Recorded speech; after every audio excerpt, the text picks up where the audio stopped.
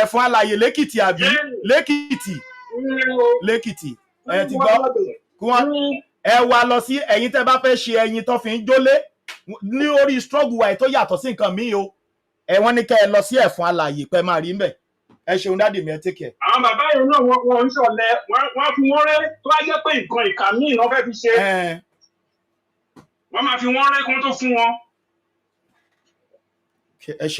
ẹ ṣeun dáàdì mi ẹ ṣeun. ẹ ṣeun. ẹ̀yin èèyàn mi ṣe rí pé ó ti dójú ẹ̀ báyìí ẹ rí pé àgbàlagbà ló pè wọlé yìí ẹ rí pé ó ti dójú ẹ̀ a lè máa wò báyìí lọ ní iṣẹ́ afẹ́ ẹni tó máa kàn lọ́la àmọ̀ náà ẹni tó tún máa ké lọ́la tó ti kun mú ẹ̀ tó máa jáde pé ẹjọ́ ẹ ṣàánú mi 2 naira 3 naira ẹ bá dájọ́ ó máa gbà mí ẹni tó máa kàn lọ́la àmọ̀ gbogbo wa tá wà lókè òkú la lẹ́bí sílé ṣé àkúkú ní da gbogbo ẹ̀rú kí kọ́lọ̀ tiẹ̀ bá wa da gbogbo ẹ̀rú lẹ́ẹ̀kan náà kó tutù kí Yorùbá nation jáde gbogbo wa wà lókè òkú àlè lọlé ẹ̀rù ń bẹ everybody ẹni tó jọmọ ìyá ẹ̀ gan ló tún máa nà ká ẹ pé ẹ wò ó nìyẹn ó ṣẹ̀dé ní ó gbówó dé torí pé òun náà ìyà ń jẹ ẹgbọ́n tí dìmánà yẹn sọ ìyẹn bọ̀bọ̀ olórí ọ̀dọ́ yẹn ó láwọn ọmọ Yorùbá náà jọ àwọn ọmọ Nàìjíríà tún ń ṣiṣẹ́ pẹ̀lú Fúlàní àwọn ọmọ ìlú ń ṣiṣẹ́ pẹ̀lú Fúlàní nígbà tí ò sọ́nà àbáyọ fún wọn bóyá PhD holder ni wọ́n rí nǹkan fi ṣe wọ́n jìyà bí ẹni momi so ẹ̀yin ọmọ ìyá mi ẹ wó oògùn lọ síbi tó oògùn bá wà ó ti yé ẹ̀yin tó fi ń jó nǹkan ẹ lọ wá ìgbálẹ̀ tó fi ń ó ti yé yín ẹ lọ wá gbogbo àwọn nǹkan olóró ẹ lọ wá lẹ̀ kì í ṣe láti fi bá wọn jà wẹ́rẹ́wẹ́rẹ́ la fẹ́ jáde ṣùgbọ́n tẹ́ bá ti gbọ́ gbàwó anywhere tẹ́ bá ti gbọ́ gbàwó ẹ sáré síbẹ̀ one time kẹ́dẹ̀ clear àárín yẹn kẹ́bẹ́ ṣọ̀kọ́ ibẹ̀ yẹn clear ó ti tán kí gbogbo ìjọba pátápátá òun ni mo ṣe ń bẹ̀bẹ̀ fún drone pé ẹ̀yin ìyá wa ẹ fún wa ní drone ẹ̀yin bàbá wa ẹ fún wa ní drone kí drone máa fò lókè kán rí nàún kán rí bó ṣe ń lọ kán tún rí bí ìjọba Nàìjíríà bó ṣe fẹ́ máa pààyàn kí wọ́n rí bí ìjọba Nàìjíríà tó ṣe fẹ́ gbébọn síta máa pa citizen torí pé à ń béèrè fẹ́tọ̀ wa kán tún rí kí gbogbo àgbáyé lè rí kí wọ́n lè mọ bí apààyàn níjọba tá ní Nàìjíríà bí apààyàn ni wọ́n kí wọ́n lè mọ wọ́n kó Fúlàní tiwa wọ́n pa wá wọ́n febi pa wá wọ́n ti bọ́dà wa oúnjẹ ò wọlé àwọn èèyàn ń kú lójoojúmọ́ àwọn èèyàn ń ṣoògùn owó àwọn tó ń gé lórí tó ń gbórí gbindigbindi lọ́wọ́ ó kún orí fóònù mi tí wọ́n tún gbé lọ́wọ́ báyìí fresh orí wọ́n tún gbé lọ́wọ́ níbo ló ti rí òfẹ́ ṣògùn owó ni níbo ló ti rí òfẹ́ ṣògùn owó ni ògùn owó tó ń dẹ̀ ń ṣe ìwọ̀n ń lò ọdún 3 ọdún 4 ọdún 5 ọdún 6 gbogbo wọn apáyín láwọn tó yẹ kó máa ṣe kán gbé ilẹ̀ yẹn ló kán lu ọpọlọ wọn láti develop ìlú tó ń bá wà ìjọba ń pa gbogbo wọn bí ẹni pẹran kí ló dé bàbá Tinubu àgbàpá ayé Nàìjíríà máa bẹ́tà àbẹ́ àtẹ̀gbà pé ayé Yorùbá máa bẹ́tà láfi ní kẹwọ́ bẹ̀ kí ló dé tí gbogbo ẹ̀ fi wá bàjẹ́ báyìí ẹ gbóhùn sókè o. ẹ gbóhùn sókè o tẹ́ bá fẹ́ bá mi sọ̀rọ̀ ẹ pa ilé tẹ́ fi ń gò mí yẹn náà ẹ kọ́kọ́ yí yẹn sílẹ̀ dán ẹ pa volume ilé tẹ́ fi ẹ gbóhùn sókè ẹ fún mi lómi. àlọ lè kú ètò. ẹ ṣeun dádì mi mo dúpẹ́.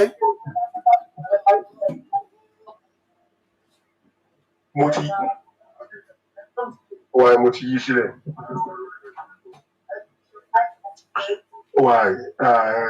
Abidjan ni mo wà kóòdù wa. mo ní drone tí mo lè fún gbogbo ilé o. ẹ ṣeun mo máa pe bàbá Koiki nsìn máa pe Mr. Koiki so èmi àti wọn á sọ̀rọ̀ ẹ ṣé o àti rí èèyàn fún wa ní drone o gbogbo ọmọ Yorùbá ẹ bá a dúpẹ́ lọ́wọ́ wọn o gbogbo ala máa jẹṣẹ́ ọwọ́ wa nínú Yorùbá nation o àní ṣàṣedànù ẹ ṣé o more blessings sir. God bless you daddy. Thank you very much. Love you sir. Máa pè yín tí bá ti ṣe tán. mo máa flash máa photo máa send ẹ sí yín. Okay sir èmi náà send ẹ sókè tẹ́ bá ti send ẹ sí máa send ẹ sókè straight máa send ẹ sókè ẹ ṣé mo dúpẹ́ o. God bless you sir. Love you sir. Thank you. àti dúpẹ́ lọ́wọ́ Elédùmarè àti réèyàn fún wa ní drone ògo ni fọ́lọ́run lókè ọ̀run. Ẹ̀yin èèyàn mi, a ní di drones eléyìí ò ṣe kérékéré. Mi ìfẹ́ mo fẹ́ káwa náà prepare. Ó ti yé, mo fẹ́ kí àtẹ̀yin tẹ́ wà ní diaspora o, àtẹ̀yin tẹ́, mo fẹ́ kẹ́yin gan fúnra yín mọ̀ pé nínú rally tó ń bọ̀ yìí mo gbáradì dáadáa. Ó ti yé, nípa bí ẹ ṣe máa empower wa ni o, nípa empowerment ni mò ń sọ̀rọ̀ nípa èyí o. Kẹ́yin gan fúnra yín fọwọ́sọ̀yà pé rally tó ń bọ̀ yìí èmi náà gbìyànjú. Ó ti tán, a lè máa lọ báyìí sẹ́, a ní kò lè máa lọ báyìí, a lè lajúlẹ̀ kó máa pa àwọn èèyàn wa báyìí. Ilé ti pọ̀ jù, ẹ̀mí tó ti bọ́ nínú ìjọba Tinubu yìí kò kéré, kò ṣeé fẹnu sọ.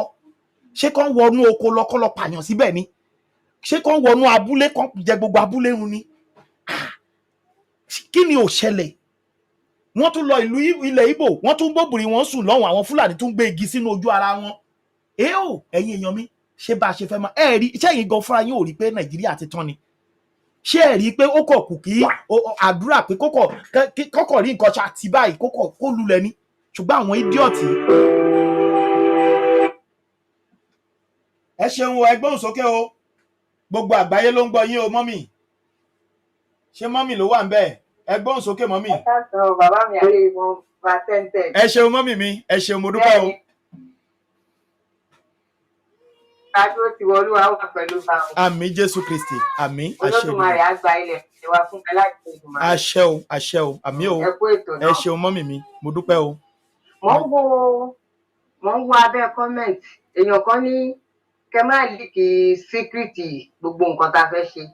Mo wá sọ sínú ọkàn kan pé kò ṣe pé bẹ́ẹ̀ ṣe ń líkì ẹ̀ náà lẹ̀ ń sọ ọ̀nà tí àwọn tó fẹ́ lọ bá nǹkan tó máa ṣe fún ọkọ tó gbé kínní yẹn. Bẹ́ẹ̀ ni a gbọ́dọ̀ dákẹ́, àwọn èèyàn wa kò mọ̀, àwọn èèyàn kò wá kọ́kọ́ máa wọ́n ní nǹkan, wọ́n lówó tán lè fi ṣe àwọn nǹkan wọ̀nyí bẹ̀ tẹ̀ wọn ò rí èèyàn sọ fún wọn. Ṣé òótọ́ bá sọ fún wọn sìn pé mega rally tó ń bọ̀ yìí, this is the last mega rally we are talking about. Eléyìí ò ṣe pé bóyá mega rally tá a tún ṣì máa, this is the last mega rally and àwọn guys náà wọ́n expect ẹ̀ pé kó wáyé. Àwọn náà ti yọ̀gò, wọ́n ti yọ̀bẹ, wọ́n ti yọgbò kọjá ní pé ẹ jẹ́ àwọ̀ ẹni tó fẹ́ wá gba kínní lọ́wọ́ wa. Àwọn náà lọ máa wá ọ̀nà káàkiri bọ̀.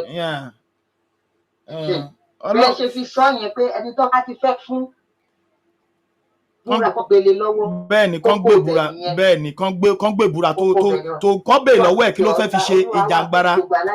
Àṣẹ o, ẹ ṣeun mọ́mì. Gbogbo ẹ̀ tí ń ṣe náà ẹ̀ ní fọmọ ṣe ẹ̀ ní fara ní ṣe ẹ̀ ní fẹ́ fọkàn ṣe láṣẹ Ìdùmarè. Ẹ ṣeun mọ́mì mi, mo dúpẹ́. Bàbá tó dẹ̀ ń kó wa jẹ náà kó wa jẹ pé láṣẹ Ìdùmarè. Àṣẹ Ìdùmarè. Nẹ́tíwọ̀kì ilẹ̀ wa ní o.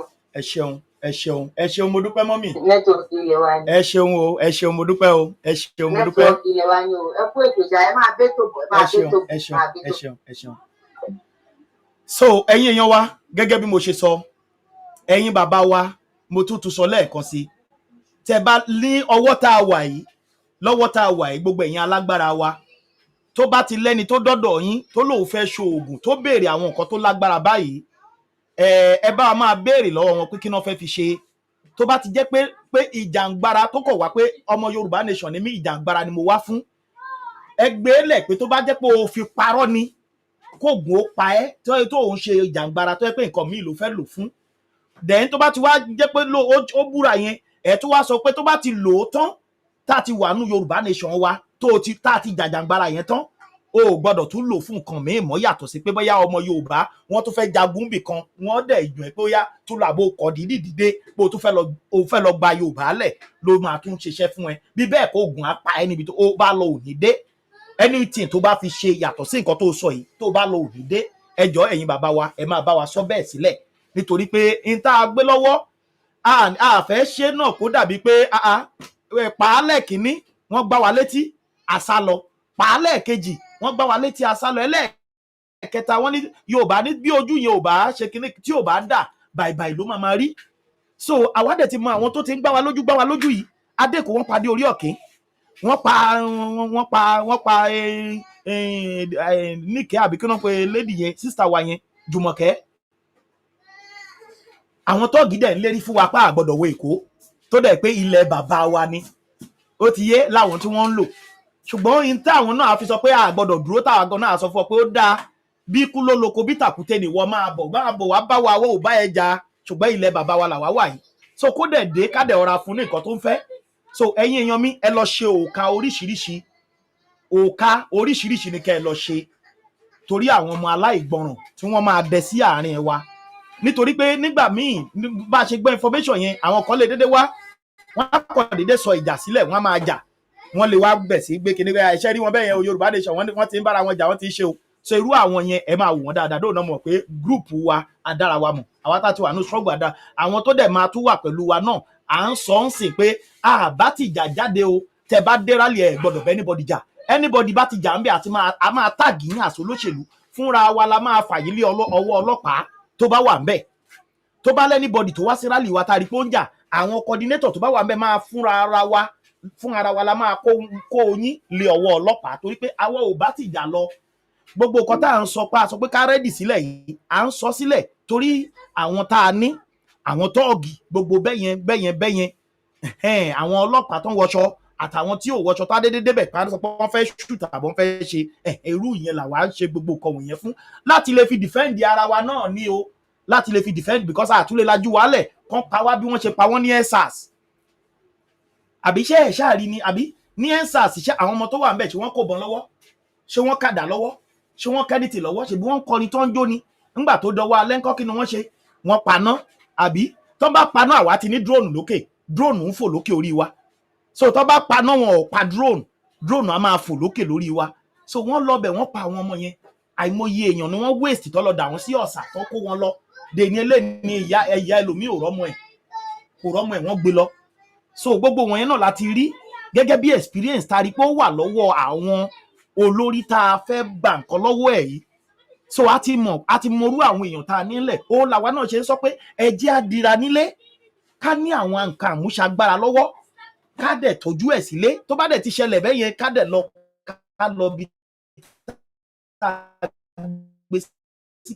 ká gbé jáde bí tó wá lọ báyìí Olódùmarè ní gbogbo nǹkan tó dá dáradára ni wọ́n gbègbè ayé dáadáa ọmọ wọn lọ skul dáadáa ìlú òyìnbó Amẹ́ríkà tó bá ti lọ skul bẹ́ẹ̀ wọ́n á tún mú wọn wá láti skul wọ́n wá jẹ gọ́vnà lé wa lórí àwa yẹn dẹ̀ ìyá wa dẹ̀ ṣẹ́ gìtà nílé wọ́n ṣẹ́ gìtà nílé wọ́n fi rán wa ń ṣẹ́ ọwọ́ Fúlàní làwọn náà ń bọ́ sí wọ́n bọ́ sọ́wọ́ Fúlàní wọn ebi ń pa wọ́n wọn ò rí iṣẹ́ gidi ṣe wọ́n á gbọ̀kadà nídìí àwọn èèyàn wá kó lọ fún bandit gbogbo ọ̀kadà tán kó lè kó bandit náà kó fún so ẹ̀yin èèyàn mi a lè máa ṣe báyìí lọ ẹ lọ ṣí ọ̀pọ̀lọpọ̀ òka ẹ ṣí ọ̀pọ̀lọpọ̀ òka gbogbo nǹkan tó bá ẹ ṣe lọ́pọ̀lọpọ̀ ṣùgbọ́n kó dá lórí ìjàngbara láti lè fi defend ara yín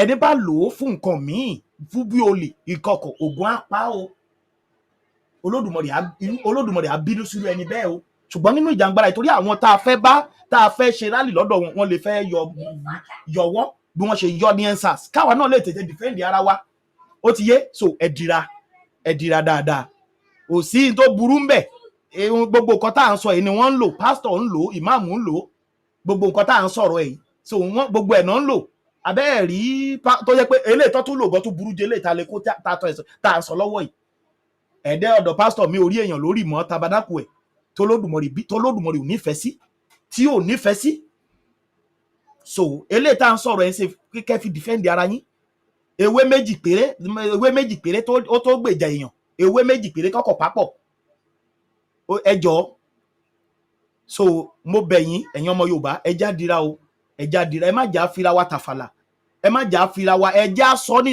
àwọn tó bá ń dẹ́rù bà wá ẹjá máa sọ fún wọn ó dẹ́rù bà wá ó dẹ́rù bà ìwọ gan fúnra ẹ̀ bó bá bọ́ sọ́wọ́ Fúlàní wà bọ́ sọ́wọ́ kínní àbọ́ sọ́wọ́ kidnapper so kí wá ní dìde ńlẹ̀ má bẹ̀rù jájọ jáde àwọn bàbá wa jà sí ilẹ̀ yẹn most of people tó ń jọba lẹ́ni bàbá wọn jà sí ọba yẹn ni tó fi di pé ọmọ ń dá délé ni tọ́yí bàbá ẹ̀ náà ńgbà tí ìjà yẹn dé tó bá sá wọnú igbó lọ tí yóò ja ìjà yẹn báwo ló ṣe máa dá dé gbogbo àwọn tó pín Nàìjíríà mọ́wọ́ ara wọn náà lẹ́ni ṣèbí wọ́n ń wò pé àwọn náà wà lára àwọn tó jà fún Nàìjíríà ni àtẹni tí ò tiẹ̀ jà fún ṣe ló ìwà ń jẹ́ ní tó fi wá mú kí Ìgbò máa ṣe gọ́vnà nílẹ̀ Yorùbá ẹ rí i pé ó ti bloody gbogbo àwọn police station wa gbogbo DPO tó wà ń bẹ̀ Fúlàní ni gbogbo wọn so ṣé bá ṣe fẹ́ máa bá lọ rèé ìṣẹ̀lẹ̀ lákùrẹ́ Ondo State ẹni tó máa jẹ́ DPO tó máa jẹ́ commissioner of police ń bẹ̀ Fúlàní Kogi ni ṣé bó ṣe yẹ kó máa lọ nìyẹn ọmọ aládé gbogbo wa ń jápa. Mo ń sọ mo tún sọ tí Amẹ́ríkà bá ṣílẹ̀kùnlẹ̀ lẹ́ni, tí London ṣílẹ̀kùnlẹ̀ lẹ́ni tó ní free visa ni fún gbogbo ilẹ̀ Nàìjíríà yẹn, free visa pé dẹ̀ ń bàálù tẹ́ máa gbé ọ̀fẹ́ ni ó máa gbé sí kinní tẹ́ bá máa fi jí láàárọ̀ kùtù ọ̀la tẹ́ bá máa fi ṣílẹ̀kùn ẹ̀ ní bẹ́yẹ ní Nàìjíríà mọ́ everybody á ti gbẹ̀yà. Àwọn olóṣèlú nìkan ló máa kù torí wọ́n fẹ́ kó ọrọ̀ ajé yín àtàwọn tọ́ọ̀gì wọn, torí wọ́n fẹ́ máa kó ọrọ̀ ajé gbogbo kọ́tà ìfilẹ̀ yẹn wọ́n fẹ́ jogún ẹ̀ fáwọn ọmọ tiwọn. Ó ti yé. So ẹ̀yin èèyàn mi, mo bẹ̀ yín, mo rọ̀ yín, ẹja múra sọ̀rọ̀ ara wa, ẹja múra, ẹjẹ́ ń play voice note kan fún yín kẹ́ ẹ gbọ́ bí àwọn olóṣèlú bí wọ́n ṣe ń du láìfò wọn àtọmọ wọn. Wọn ò tiẹ̀ sọ̀rọ̀ nípa mẹ̀kúnnù ẹyọ kan báyìí. Màá play voice note yẹn, ó wà bí. Àwọn olóṣèlú ni o, wọ́n sọ̀rọ̀ nípa grant tí ìjọba tí wọ́n fẹ́ san. Ó ti yé ṣe pé àwọn náà ló máa ń gbà á. Èmi nínú wọn gan àti ẹ máa gbọ́, èmi nínú wọn gan àti sọ pé èyí tẹ́ bá fẹ́ gbà á olóyè kan tẹ́ kọ́kọ́ máa san kó tó di pé ẹ lè rí owó yẹn gbà. Ṣe mọ̀ pé mo fẹ́ kẹ́ ẹ gbọ́ voice note yẹn kẹ́ ẹ rí bá àwọn olóṣèlú yìí bí wọ́n ṣe ń du láìfò ara tiwọn àti fámìlì wọn. Wọn ò sọ̀rọ̀ nípa mẹ̀kúnnù ẹyọ kan báyìí. So ibẹ̀ lẹ́yìn tí máa wá mọ̀ pé ó yẹ kẹ́ ẹ múra sọ̀rọ̀ ara yín. Ẹ jẹ́ play voice note yẹn, ẹ jẹ́ play ẹ̀ kẹ́ ẹ gbọ́. A ti ní drone ẹyọ kan o, drone ẹyọ kan pẹ̀lú 50,000 ó ti wà ńlẹ̀ o. Ẹ̀yin èèyàn mi, drone ẹyọ kan pẹ̀lú 50,000 ó ti wà ńlẹ̀ o. Ìyá wa yẹn promise wa ní 50,000. Bàbá wa láti Côte d'Ivoire wọ́n ní wọ́n máa send drone ẹyọ kan sí wa. So mo máa pe bàbá mi Ọláyọmí Kóìkì láìpẹ́ yìí, màá pè wọ́n máa sọ fún wọn bàbá ṣe máa gba rí drone yẹn gbà fáwọn aládùúrà, àwọn tó ń ṣàdúrà Yorùbá nation tí wọ́n máa ń bá wa ń gbàdúrà tó dẹ̀ máa lùlù lọ́jọ́ mẹ́gàràlè wa tó máa bá wa kọrin. So a lè máa fẹ́ lórí wọn, torí àbá ti jà jáde iye pa fẹ́ jáde jà àjà. Bàbá wa Akíntóyè ti ní àgbọ́dọ̀ jà, àfìjà ṣe ẹ̀rọ la fi ṣe. Olóyè ọmọdé ọmọ máa sáàdì ẹ̀ sí wa lọ́pọlọ ni. Ẹ̀yin ọmọ mi, ẹ̀yin èèyàn mi, ẹ̀yin bàbá mi, ẹ̀yin ìyá mi, ẹ̀yin ẹ̀gbọ́n mi, ẹ jọ̀ọ́ o, ẹ má já o, ẹja jáde bá ṣe ń ṣe wọ́rọ́wọ́ yẹn náà ní kẹjá ṣe o, ẹja ṣe báyìí o, ẹja ṣe báyìí o. So bẹ́ẹ̀ yẹn náà ni. Ṣùgbọ́n táwọn ará bíbá ẹja defend ara wa. So kò jẹ́ bó ṣe jẹ́ o. Ní tá à ń béèrè yẹn no going back ni. So tẹ bá ń wò pé ẹ̀ ń fowó lé ọmọ Adéyẹmọ kiri, ẹ̀ ń parọ́ ni, ẹ̀ ń ṣera yín ni. Olóyè ò lè gbàbọ̀dè torí ó mọ̀, ó dẹ̀ mọ̀ nǹkan tó ń jà fún. Ẹja gbọ́ voice note yìí láti ọ̀dọ̀ àwọn olóṣèlú ló ti wá, kẹ́kọ̀ọ́ gbọ́ bó ṣe ń sọ̀rọ̀ láàrin ara wọn síra wọn. Good morning, house. Good morning. How una dey? Happy midweek. Admin, all this voice platform àwọn olóṣèlú nìyẹn o. chat people are putting in here. Any voice chat that is not reasonable. Admin, I'm talking to you now. Any voice chat or anybody that bring in. Wọ́n fẹ́ sọ̀rọ̀ nípa owó wa. Ẹ máa gbọ́. That is not positive voice note that kill. Delete the voice note. Delete the person that put it. Any nonsense discussion somewhere with people that doesn't know their left from their right. The person that bring it into this platform. Ẹ bá mi share video yìí ẹ̀yin èèyàn mi, ẹ bá mi share video yìí kó yí àwọn èèyàn wa ìdí tá a gbọ́dọ̀ fi dìde. As Nigerian people, we are so stubborn in anywhere that we don't want to be tamed. Thank God, Ghana community is not the first place I'm dealing with the crowd. Where I work, I deal with the crowd, different type. I deal with crowd, different type. Men, women, young, small, big. So it's not today. Anyway, what brought me here this morning? People have called me yesterday. They ask questions. They say, don't travel. They don't go Nairobi.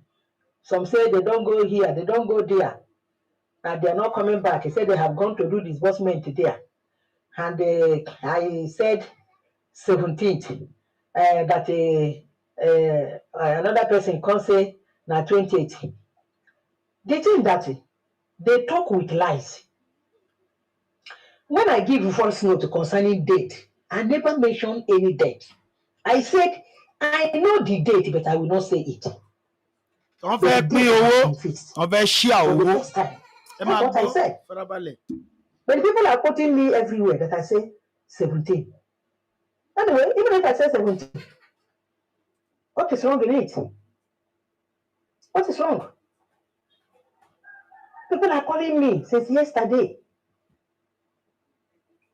So what made me to come out now to talk is one man, since I know him in the Grand community, I don't know where he belongs. He's a little on the right and a little on the left. Sometimes he will come and talk open, sometimes he will come and talk another thing. Olorunfemi is his name. I'm calling his name because he called my name. He called me this morning, saying be Olorunfemi, Keniko. That he did voice note yesterday. That he chatted me and sent the voice note to me. Now I remember that I saw something like that, but I didn't open that something because I don't open nonsense. I don't open all these things. I don't have time. I don't have time to be opening everything I see. I know they open all. Even those when they send the prayer, I know they open. I pray to my God. I know how to talk to my God. Yes. But I said no. Because of all this confusion. They will come back. Okay, even if they say 17 and if they didn't do 17 and 18, what is the difference? Is it not difference of 3 days? What I said in my last report on that, they must do disbursement before the next salary. Next salary. The man is busy there. Quoting Kendra, how we are causing the problem, how we are making people to open platforms to collect money from people. I never tell anybody to open platform to collect money. I never. People say something that they cannot defend. So I told the man, even if you like, born grant ecosystem. Doesn't mean that you know everything that is happening. If you like, enter grant in 2000 or 2001. Doesn't mean that you know everything. Somebody that enter today can know more than you, depending on how that person enter and where that person is coming from. That's all. So all these people that claim that they are the papa of grant, they started the same, they started the golden bridge, they started this and that. Good morning, Grand community, or I call it Grand ecosystem. Today is 15th of March 2025. My name is Comrade Jonas Andy Agbalawan of Niger Delta Rifles. I want to say today is New Year. I have not made any voice notes for the past 3 to 4 months. I've been observed that these people are not grant handlers. ẹ̀yin ìyá mi ẹ jẹ́ n play ilé ìkẹ́kọ̀ọ́ gbọ́ ilé. Good morning, house. ẹ farabalẹ̀ kẹ́ gbọ́ ilé. It's been 1 or 2 days. Though once in a while I pump in to send 1 or 2 informations. Yes. For as many of us that hear Yoruba, you listen to this very well. And if you don't hear Yoruba, give it to someone that will interpret for you. You see, by the grace of God, the IMF will return today. Disbursement kicks off next week. I won't tell you Monday, Tuesday, Wednesday, no. But next week. Disbursement cannot escape this month by the grace of God. All is set. It is about IMF now, which you know that the integrity will be protected. So I want to encourage you to put your house together. Go and check your accounts by Monday. Hope there is no resistance. Go and increase your limit.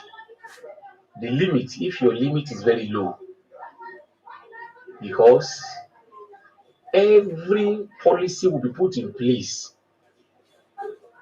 to disallow too much money flowing in the society. So please go and check, ensure that you are okay to the tune of millions and billions. Go and increase the limit. So, and also, this payment is in batches. Payment continue till June, July, and so on like that. Àwọn owó wa lẹ̀ ń wò yẹn o, tó fi ń So if you go and follow the one that will give you only June, July, you will be in serious pain when others begin to receive from next week. I am only to encourage you. I always say something. Thank God it's your account number that will be paid to, and not my own. It is a blessing you cannot afford to play with. You need to register CBN, government NGO, and Pioneer. If you did not register these three, you might not, in fact, you will not benefit anything in the first batch. So when others are celebrating, you'll be there looking at them in pain. So to disallow this pain coming forth, that is why I come again to this Saturday. Please rally round, get money and invest.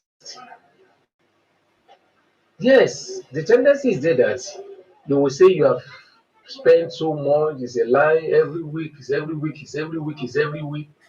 It's not their fault.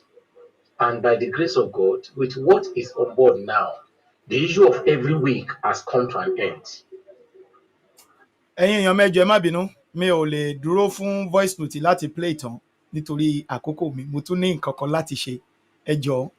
Ẹ̀yin olólùfẹ́ mi, ọ̀rọ̀ ni ẹ ti ń gbọ́ látẹ̀kan. Eléyìí tí mo play mo kàn fẹ́ tó wáyé pé mo play ẹ̀ tán ni ẹ máa gbọ́ bí wọ́n ṣe ń sọ̀rọ̀ owó láàrin ara wọn. Wọn ò kí ẹ̀ nípa wa, àwọn ló fẹ́ gba owó, àwọn ló gbọ́ ọ̀nà tán máa fi, ó ti yé yín tán fi ń pín owó yẹn mọ́wọ́. Ìkan lára àwọn olóṣèlú wọn náà ló send ẹ̀ sí mi. Ẹ̀yin ènìyàn mi, mo bẹ̀ yín, mo rọ̀ yín, ẹ jáde fún Mega Rally o. Ẹ̀yin èèyàn mi, ẹ lọ gbáradì dáadáa, ẹ nílé kẹ̀tún ní níta. Ọba mi Èdùmàrè á dúró ti gbogbo wa, á dé ilẹ̀ lérí wa. Tí àwọn olóṣèlú tó ń bá dọ́dọ̀ yín, tó ń bá sọ fún yín pé ẹ máa bọ̀, àwọn ló lè ṣe, àwọn ni kẹ́ ẹ dìbò fún, irọ́ bá ń sá, irọ́ lásán ni wọ́n ń pa fún wa o, wọ́n ń parọ́ fún wa ni. Bí Bọ́lá Ahmed Tinubu ṣe lẹ́nu tó, bó ṣe ṣe tó, kí ló padà ń ṣẹlẹ̀ báyìí? Wọ́n padà ń pọmọ Yorùbá. Gbogbo ohun tó sọ, irọ́ pátá gbáà ló fi sọ. Ẹ̀yin èèyàn mi, ẹ ṣé mo dúpẹ́ o. Any wonderful day, kẹ́ enjoy day yín. Ẹ̀yin tẹ́ bá fẹ́ pè mí, nọ́mbà mi lẹ́ẹ̀kan sí, ẹ jẹ́ n fi sí ojú fọ́nrán. Nọ́mbà mi lẹ́ẹ̀kan sí, tẹ́ bá fẹ́ pè mí, yálà ẹ fẹ́ donate drone fún wa ni, àbẹ́ fẹ́ support Mega Rally tó ń bọ̀ yìí, fẹ́ support wa, ẹ jẹ́ kí n mọ̀. Nọ́mbà tí ẹ máa pè mí sí náà lélẹ̀ tí ó ń bẹ lójú fọ́nrán. YSDM account òun náà a máa send ẹ̀ sí yín tó jẹ́ ẹ̀wá Ọ̀rànmíyàn. Òun ni ẹ máa fi owó sí, tí ó jẹ́ owó tí a máa fi ṣe support fún Mega Rally tó ń bọ̀. Mi sọ pé kẹ́ ẹ fún mi lówó o. Ibẹ̀ la máa fi owó yẹn sí. A máa ti send account sí yín ni tí ẹ máa send owó yẹn síbẹ̀. Drone, tẹ́ bá fẹ́ send drone sí wa, tẹ́ bá fẹ́ send drone sí wa, ẹ jẹ́ ká mọ̀. Ẹ bá dẹ̀ fẹ́ fẹ́ mi náà lówó, nọ́mbà mi náà rèé, torí pé àwa náà ní iṣẹ́ táwa náà ń ṣe. Ọba mi Èdùmàrè á dúró tiwa. Tẹ́ bá fẹ́ support èmi Àrólé náà, nọ́mbà mi rèé fáwọn nǹkan táwa náà ń ṣe.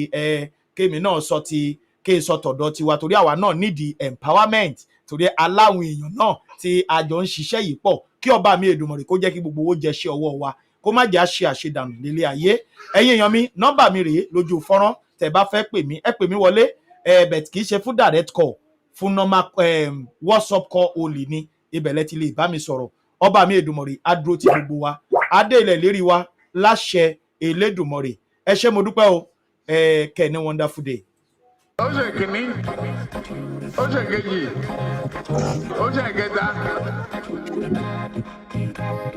ó ṣe kìíní Buhari ó ṣe kejì ó ṣe kẹta èmi ló kàn ó ṣe kìíní olùlẹ̀ ó ṣe kejì olùlẹ̀ ó ṣe kẹta olùlẹ̀ ó jẹ́ sọ́kọ́ lórí tẹlifíṣàn ó ṣe kìíní olùlẹ̀ ó ṣe kejì olùlẹ̀ ó ṣe kẹta olùlẹ̀ Buhari sọ́kọ́ lórí tẹlifíṣàn tí o bá ṣe èmi tí ń dúró Buhari kò ní di president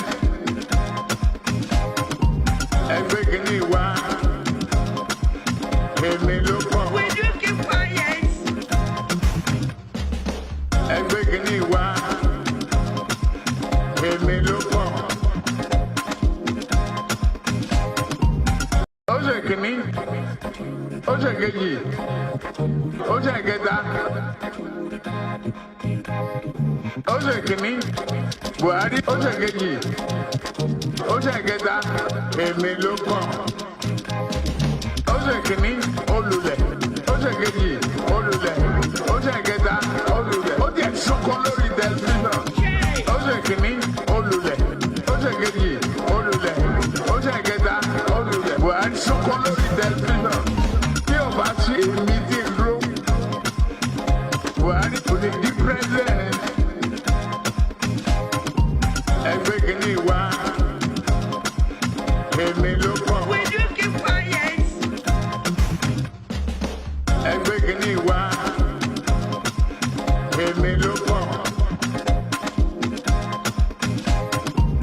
ẹgbẹ́ kìíní wá èmi ló kàn. Whichever way, by all means necessary, you must have electricity, and you will not pay for estimated.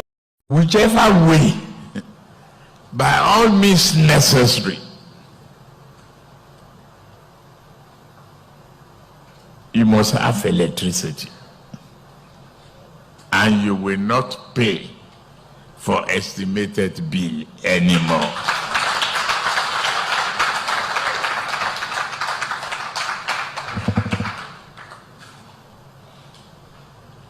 A promise made will be a promise kept. If I can't keep the promise and I come back for second term, don't vote for me. That's the truth. Unless I give you adequate reasons why I couldn't deliver. But police no go fit arrest bandits, kidnappers, and criminals when they disturb this country.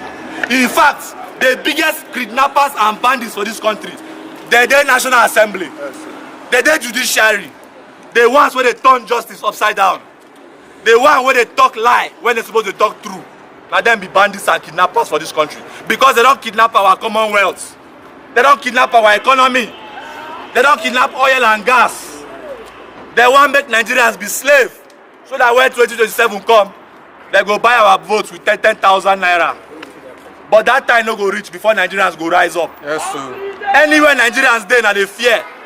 Wake up, throw away your fear. Whether you fear or you no fear, hunger go still beat you. Yes, whether you fear or you no fear, your telecommunication tariff go still dey high. Yes, sir. Whether you fear or you no fear, your NEPA bill go still dey high. True. So why you dey fear? The people wey we dey fear, they no reach 1% of Nigeria population. Their power na our armed forces wey they no dey pay salary, better salary. The reason why our armed forces they obey them now because the masses never rise. If the masses rise up and overcome the political class, the armed forces they no go get choice that will join us. Yes. Because themselves they suffer. Now their own bad pass. Yeah. They follow escort big man money. They see money but they no dey chop am. They follow escort big man wife and big man children. Their own salary. DSP go retire from police. Gratuity na 1.7 million. What you go use and do for Nigeria?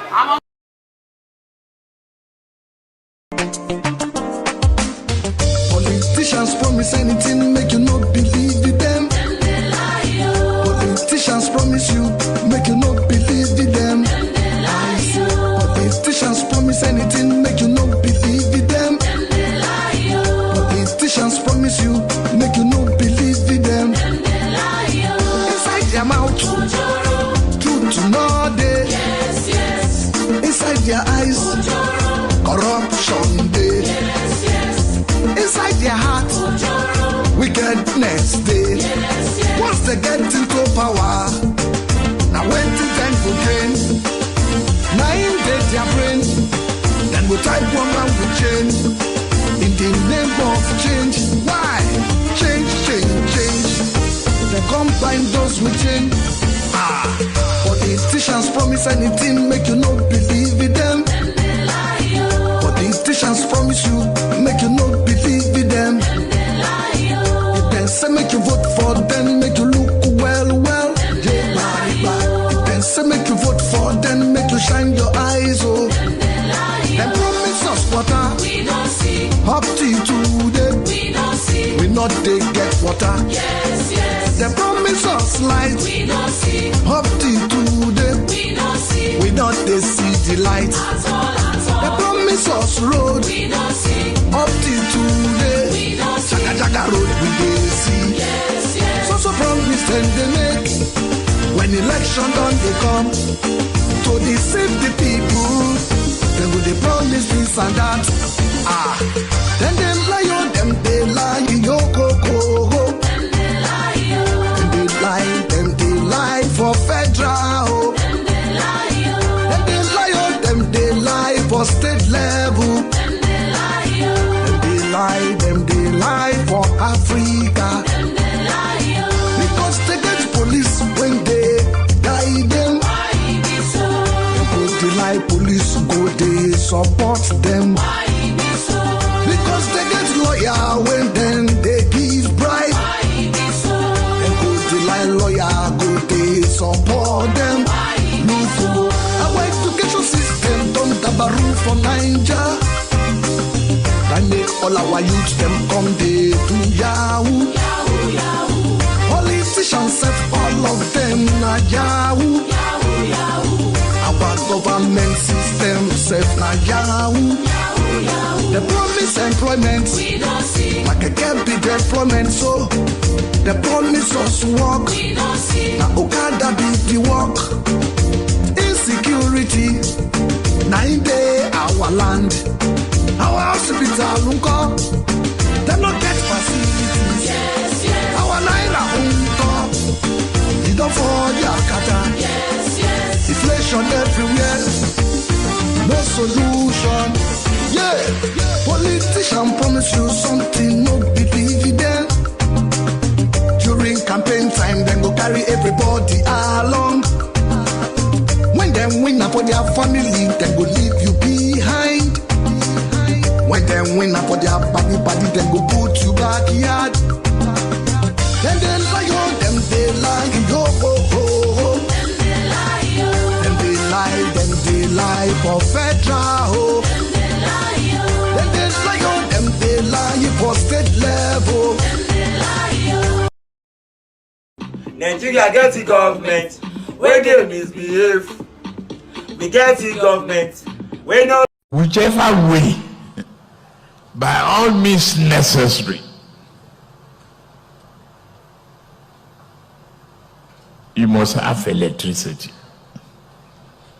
And you will not pay for estimated bill anymore.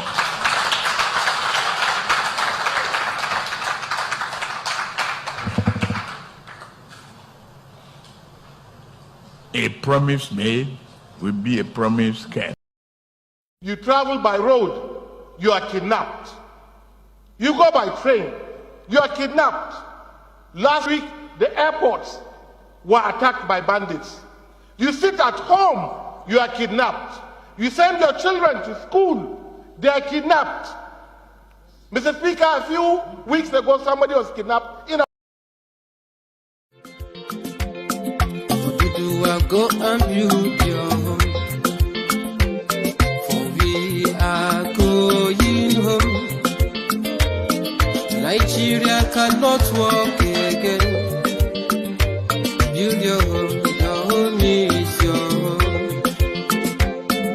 Me too, but go and build your home. For we are going home. Nigeria cannot walk again.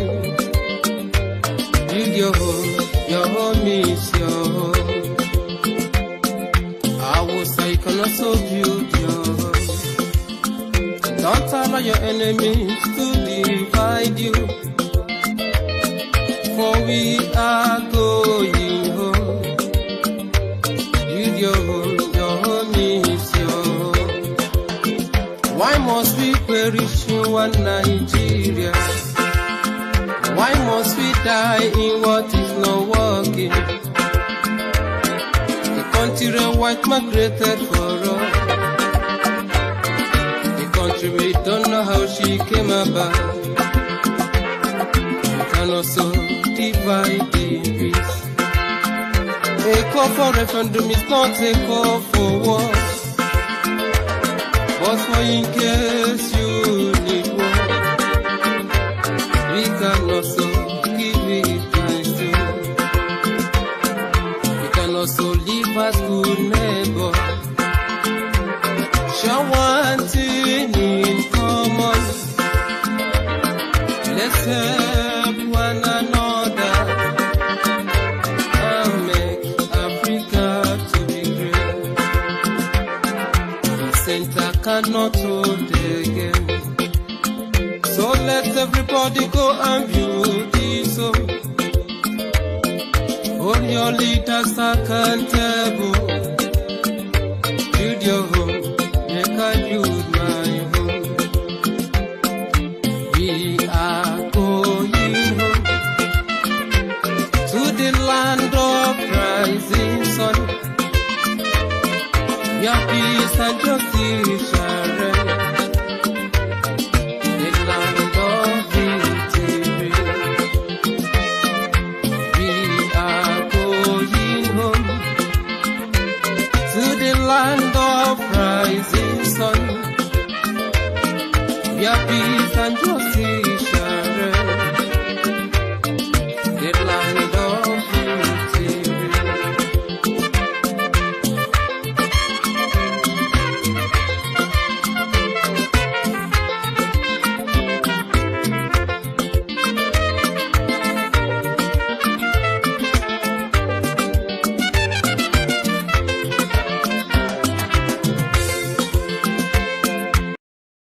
Sọ fún Ànábì wa Muhammad wàjálínàkùn ṣùgbọ́n ọlọ́ni mo ṣe yín ní ìran wákọ̀ báyìí láhùn ẹ̀tún lágbóolé kálukú lọ́mọ̀ràn tiẹ̀ kálukú lágbóolé tiẹ̀ lè tààrà fún kẹ́lẹ́ bá dára yín mà ọlọ́run ò pa wá pọ̀ àbòsí la fi ṣọ́ra wá pọ̀ ọlọ́run ò pa wá pọ̀ solúṣọ̀ ọ̀rọ̀ orílẹ̀-èdè yìí kó ní kálukú ọmọ bá tiẹ̀ lò kí Yorùbá dúró tiẹ̀ kó padà sórí ilẹ̀ bàbá rẹ̀ kó lè máa gbé nǹkan tiẹ̀ káwùsá náà padà sáàyè tiẹ̀ àti Fúlàní kí Ìgbò náà padà sáàyè tiẹ̀ ta ni sọ fún wa pé yọ jẹ wá ta ló ń sọ fún wa pé yọ jẹ Yorùbá bí Yorùbá bá dá dúró ìwọ nìyà ọjẹ ìwọ tó ń gbèrò rẹ̀ nìyà ọjẹ ìran rẹ̀ nìyà ọjẹ yóò sì àjẹ wa ìyà ọjẹ wa bọ̀ látàná tá a ti ń bá bọ̀ yóò sì àjẹ á lónìí.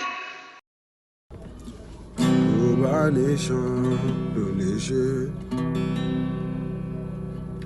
Odùduwà nation ló lè ṣe. Kí ìlú kó lè túbà kó lè túṣẹ. Odùduwà nation ló lè ṣe. Kí ìlú kó lè túbà kó lè túṣẹ. Yorùbá nation ló lè ṣe. Ká máa ronú ká máa rò jẹ́jẹ́ ni. Yorùbá nation oúnjẹ ó wálẹ̀ òǹgèrè á máa lọ ní lemọ́lemọ́. Yorùbá nation ló lè ṣe. Ìlú á máa tòrò ìlú á máa dùn sí ni. Yorùbá nation ló lè ṣe. Ẹ jẹ́ ká jáde síta ká jà fẹ́tọ́ wa. Yorùbá nation ló lè ṣe. Gbogbo ọmọ Yorùbá pátápátá. Yorùbá nation tó ń bẹ lórílẹ̀‐èdè àti diaspora. Yorùbá nation ẹ jẹ́ ká gbà tẹ̀wá. Yorùbá nation ló lè ṣe. ọ̀rọ̀ yóò ṣọ̀rọ̀ bàbá mi Sunday Igboho nìkan lásán. Yorùbá nation ló lè ṣe. ọ̀rọ̀ Yorùbá lápapọ̀ tá a mú wá bí. Yorùbá nation gbogbo ọba tó ń gbẹ nílẹ̀ Yorùbá pátápátá. Yorùbá nation ẹ dákun ẹ tí olóyè Sunday Igboho lẹ́yìn. Yorùbá nation gbogbo àwọn jagunjagun tó ń bẹ nílẹ̀ Yorùbá pátápátá. Yorùbá nation ẹ jagun ẹ jẹ́ ká ti Sunday Igboho lẹ́yìn. Yorùbá nation ló lè ṣe. gbogbo àwọn pásítọ̀ pátápátá. Yorùbá nation ló lè ṣe. ẹ jẹ́ ká ti Sunday Igboho lẹ́yìn. Yorùbá nation gbogbo àwọn lè mọ́mọ́ àtàfà wa pátápátá. Yorùbá nation ló lè ṣe. ẹ jẹ́ ká ti Sunday Igboho lẹ́yìn. Yorùbá nation. tẹ́nà ọba yorùbá ò bá ti jọ ẹnu Yorùbá ò lè jọ ẹ má fọ́n ta lọ́rọ̀ sọ kọ́ má ba àmọ̀dé abájọ wa ẹ̀tàn náà fi gbàṣẹ ṣe lọ́wọ́ wa òye wa níṣẹ́ náà brainwash wa torí tó bá dìgbà tán fẹ́ mú wa náà ṣe gbàṣẹ ṣe lọ́wọ́ wa Yorùbá ẹ ti ń sùn àní ẹ yé sùn ó yẹ ẹ jí máa sùn kọ́ má padà mú wa ní rógun èṣù torí ogun ń bọ̀ ẹ tètè ta múra o ogun ń bọ̀ ẹ jẹ́ ká múra o Yorùbá ṣebí ìjọ lárọ̀ bá nígbà ní ló di ìjọba ẹ̀yin ọba wa ṣe bẹ́yìn náà ni bàbá wa ẹ má lajú yín sílẹ̀ kájèjì kó gba ilẹ̀ wa kàn yé pa àwọn èèyàn wa lójú yín ẹ jẹ́ kó bá padà sáyé ọba káṣe kan lè padà sẹ́nu ọba olóṣèlú gbọ́dọ̀ máa gbàṣẹ ọba ṣebí yẹn gangan náà pè níjọba ó ti pẹ́ tí Yorùbá ti fẹnu ṣe ó yẹ kúrò lóko eré lọ́wọ́ yìí ẹ dúró déédéé kí tẹ́nàtì má padà lé onílé Yorùbá ẹ ti ń sùn. bàbá ọ̀rọ̀ Nàìjíríà ni mo gbé tọ̀ wá gbà mí lọ́wọ́ Tinubu jẹ́ ìrówó físà owó pásítọ̀tì jẹ́ ọyọ owó pásítọ̀tì jẹ́ ọyọ ìgbà tí bàbá yìí kọ́kọ́ wọlé ṣé nínú mi ń dùn ìgbà tó wá yá mo wá lọ wo fọ́tò bàbá yìí mo wá lọ wo fọ́tò ọba Fáráò tinú bíbélì náà mo wá rí i pé fọ́tò wọn jọra wọn àtìgbà náà làyà mi ti ń já tí mo ti mọ̀ pé gbẹgẹdẹ ó gbiná bàbá yìí ní àfọkànbalẹ̀ irọ́ ni ọkàn ọba lẹ̀ mọ́ okùn mi ti fẹ́ já ọkọ̀ mi ti fẹ́ takú ẹ̀mí ò gbé mọ́ kí ló dé láìsí agolo kan ó ti di 400 ó súnmọ́ 500 kí ló dé epo 1 litre ó ti di 12 ó súnmọ́ 15 kí ló dé àwọn tí mo gbọ́ gan complain igbó tẹ́tẹ́ náírà ó ti di múni márùn kí ló dé ó súnmọ́ 150 olóso 500 ó ti di 35 ó súnmọ́ 4000 kí ló dé gbàmílọ́wọ́ Tinubu ọkàn balẹ̀ mọ́ bátìrì rẹ̀ mi ti fẹ́ já dé ìrówó físà owó pásítọ̀tì jọ yọ owó gba pásítọ̀tì jọ yọ gbẹ̀mídẹ́ UK ó ti wà òkè jẹ́ ń Kazeem Hussein olú ti sú wa eku òkè bí eku mọ́ ẹyẹ òkè bí ẹyẹ mọ́ gàrí là ń mu sá èmi àtàwọn abí mi àlè jẹ ráìsì mọ́ ẹ̀wà náà ti wọ́n gàrí ọ̀gá ti di 1-2 ó ti sú mi orílẹ̀-èdè ti sú mi báyìí kọ́ ni wọ́n bá tẹ́lẹ̀ gbogbo àwọn tí wọ́n ní ọ̀la yìí ẹ̀kọ́ ọ̀pẹ ni wọ́n ká o ẹ̀kọ́ Awólọ́wọ̀ wọn ka àlérán mọ́ sùkúù mọ́ ayé yín ò dáa ó ti sú wa o wọ́n bá wá nǹkan sí i àti polítì ẹ rí i pé orí mi gan ti pa ó ti sú wa o orílẹ̀-èdè wọn bá wá nǹkan ṣe sí o ráìsì ti di gàrí ti 1-2 mo tún gbọ́ pé ráìsì ti di 80,000 àpò wọ́n bá wá nǹkan ṣe sí i tá a bá tún wá bẹ́ẹ̀ rẹ̀ pọ̀ bẹ́ẹ̀ epo 580 680 700 là ń rà kí ló dé kí la ṣe àáwọ̀ akórópè gbogbo ẹ̀pọ̀n ní òmò gbóná lálẹ́ tá a mọ̀ fọmi wẹ́ẹ̀ tiẹ̀ pẹ́pẹ́ kan ò mọ̀ lànà àní rí kankan epo náà ní gbà. oníkàjẹ́jọ́ kò sí Nàìjíríà mọ́ Nàìjíríà ó ti kú tipẹ́tipẹ́ láti 2014 àti tó 2014 láti pé 100 years. ìmọ̀ràn tí mo fẹ́ fún àwọn tó wà láti ilé náà ní pé wọ́n ní ó tó wù Yorùbá láti dá ìyà tó jẹ wọ́n lórílẹ̀-èdè Nàìjíríà ó ti kú ó ti gbé àkókò